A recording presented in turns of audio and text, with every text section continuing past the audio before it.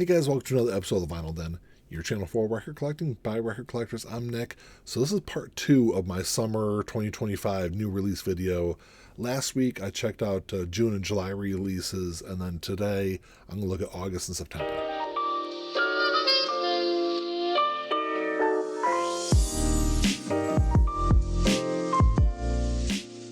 There's a bunch of links down below. You got links for the Vinyl Den Facebook group, for the merch page, for the Spotify and Apple Music playlist that I put together every week, and the Patreon page. So make sure you check all that out. Like always, if you enjoyed the episode, make sure you give me a thumbs up, hit that subscribe button down below, and make sure you hit that notification bell so you're notified every time I release new episodes. So generally what I do on the channel here is every week I look at new releases for that specific week. But a couple of times over the course of the year, I'll look a little further out. So I'm looking at some summer releases. Go back and check out the video for last week where I looked at June and July releases. There's some really good stuff. Over the course of the summer, I want to say there was like 35 or 40 releases that I'd considered. It was way too much for one video, so I broke it up into two halves. This week I'm just looking at the second half of summer, August and September. So I'm going to start the list with a couple of releases on August 1st. The first one is Roger Waters' This Is Not a Drill, live from Prague. It's his 5th live album. 4 LP release. It's going to run about $71. So this was recorded in May of 2023 at the O2 Arena in the Czech Republic. I saw Roger on this tour when he was here in Michigan. I was actually really blown away by it. It's probably going to be his last tour. I think he turns 82 later this year. So I really don't know how much touring he's going to do after this one. And for as old as he is, and as long as he's been around and as long as he's been touring, I thought he did a really good job. His voice sounded really good. $71 is a lot for me to drop on a release. So if this is available on CD, I'll probably grab a CD version of it. Also on August 1st, you got Richie Valens now playing. So this is a new greatest hits compilation. So these now playing releases, they're meant as like a entry point into a musician's career.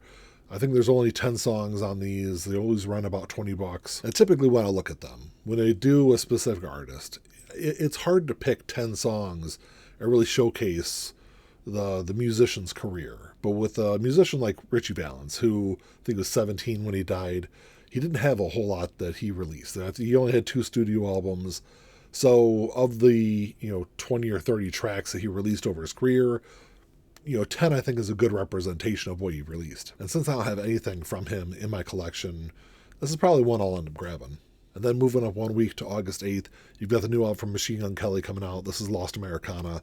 It's his 7th studio album. There's multiple variants that are going to be available of this one. I think there's also a couple of different alternate covers that are going to be out there. It's going to run you about $33. This is the follow-up to his 2022 album, Mainstream Sellout.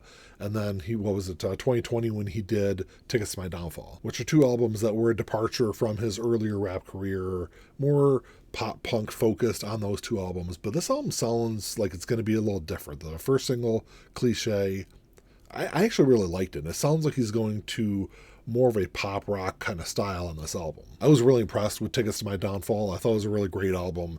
Mainstream Sellout, I thought there was a couple of good tracks on there, but largely I was kind of disappointed by the album. I like Cliche. I think it's probably better than anything I listened to off of his last album. So it's definitely one I'm looking forward to. I actually have that one on pre-order already. Then also on August 8th, you've got the new album from Black Keys coming out, No Rain, No Flowers. It's their 13th studio album. Same thing. There's a bunch of different variants going to be available of this one. I think there's an Amazon exclusive. It's going to be on Emerald Green vinyl. It's going to run you about $28. Honestly, I haven't been a big fan of their last few albums. The 4 singles they've released off this new album have all gotten really good reviews so far. It's definitely one I'll at least stream and check out. I think I'm going to hold off on listening to any of the singles until the album comes out, just so I can listen to it all as one piece. And then on August 15th, you've got the new album from Rise Against, Ricochet. It's their 10th studio album. There's a red version of this. There's a black version. There's a yellow version that's on Amazon. The Amazon exclusive also comes with a bonus 7-inch that has 2 additional live tracks on it. They're all going to run you around $30. This is the band's follow-up to their 2021 album, Nowhere Generation, which after a couple of more disappointing albums, I thought was a big comeback for the band. I know there's a lot of fans out there that that weren't big fans of this album because it was such a departure from the earlier sound from the band. But, I thought what they did on Wolves, I think was a big step down for them musically. So what they did on Nowhere Generation, I thought at least brought them back to the quality they had before that album. They brought in Catherine Marks to produce the new album, and this is the first time since Siren Song of the Counterculture was released in 2004 that the album wasn't produced by Bill Stevenson. I really like the first couple of singles they've released off this album. I'm a huge Rise Against fan, so it's definitely one I've got on pre-order already. You've also got the new album from Molly Tuttle coming out that same day, So Long, Little Miss Sunshine.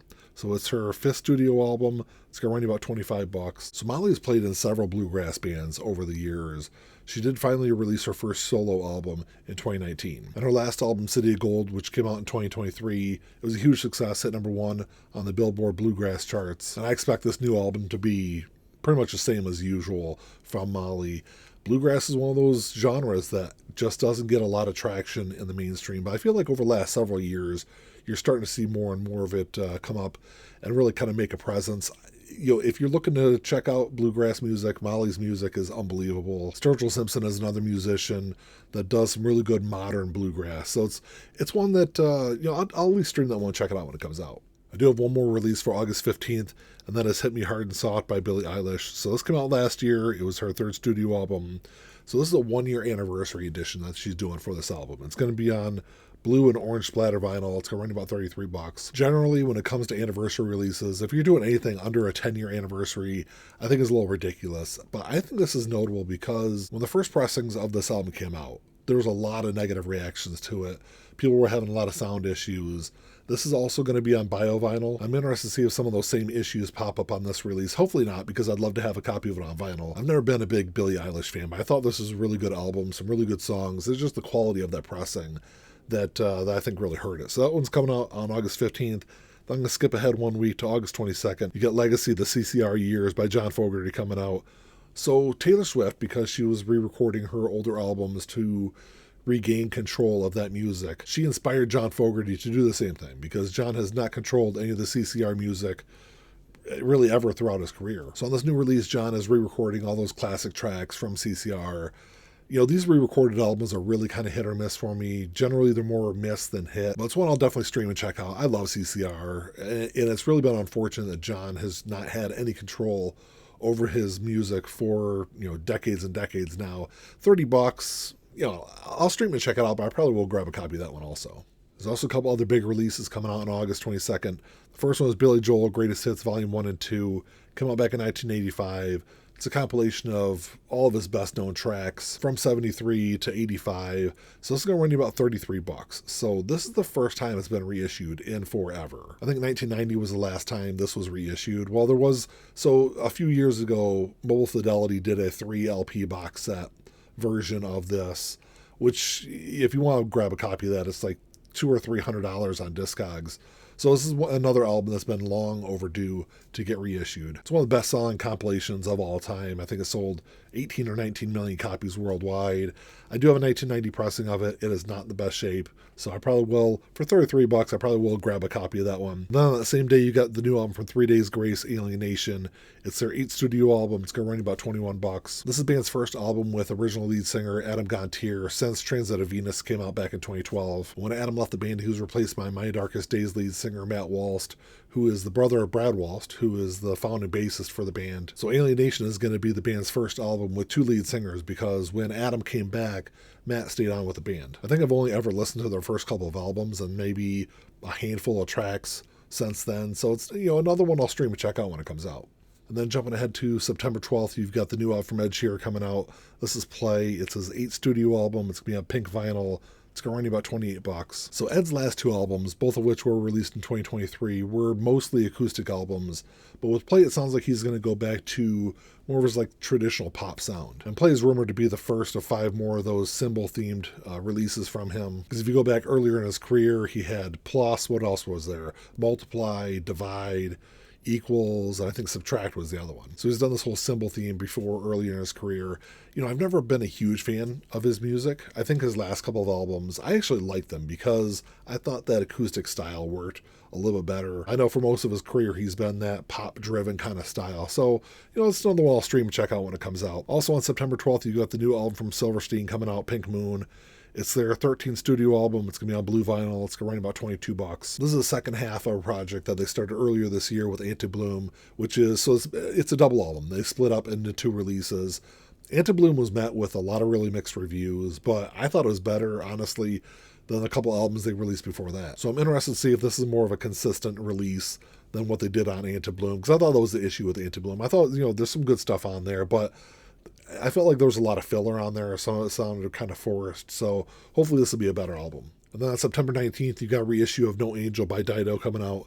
Came out back in 1999. It was her debut studio album. It's going to be on red vinyl. It's going to run about $33. This is an album I never listened to until Eminem sampled Thank You on Stan on his Marshall Mathers LP. I think off the strength of him using that sample, the song Thank You would hit number 3 on the Billboard Hot 100. The album would, I think, peak at number 4 on the Billboard 200. It would hit number 1 in a bunch of different countries. It would sell, I think, over 15 million copies worldwide. And I'm not saying it got all that popularity because of Eminem.